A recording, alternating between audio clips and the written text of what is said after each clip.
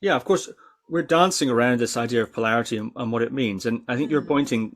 pointing out that it means a lot of different things, Yes. and that word is used in a lot of different contexts. And yes, sometimes it can be actually sometimes this idea of polarity can become a very reductionist sort of gender role Mm. thing where one has to follow the other all the time, and there's this sort of odd, um, sort of I suppose gender role thing can happen, right? Or this odd kind of thing, like you say, trying attempting to fit people into these categories for the sake of the ideology, I think. Mm. And it's relationships. Sometimes they can be difficult, and they're not predictable. And it's not a one size fits all thing because relationships involve people. You have the individuals involved, and people are complicated, and the interactions are complicated. One of the motivations, I think, for a one size fits all ideological approach is that one gets a sense of certainty. One Mm. gets the relief of having some schema that explains the world or reduces that complexity to a series of simple principles.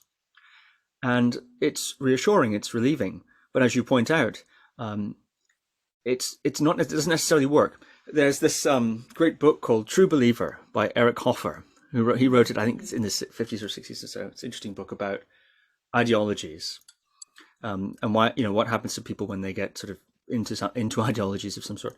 And he said that the um, if you want, power of a doctrine is not in its efficacy as much as it's in its certainty, Mm. which means the thing that's attractive sometimes about an ideology or a doctrine, such as the polarity teaching, which, as you correctly say, tends to be very ideological, um, is that it doesn't matter really if it works. What really is attractive about it, it's not if it works, because how can we even tell if it works?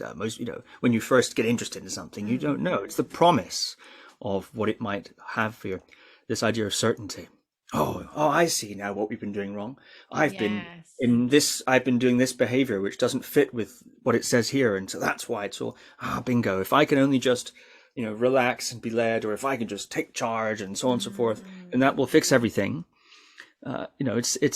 It's of course not very naive. It's very naive. Yes. Yeah. Oh, I love what you've just said there. Yeah. We do tend to love certainty, don't we? Like there's some relief It's that attractive. It's comes attractive. with that and the promise of that. Yeah, that really does make a lot of sense.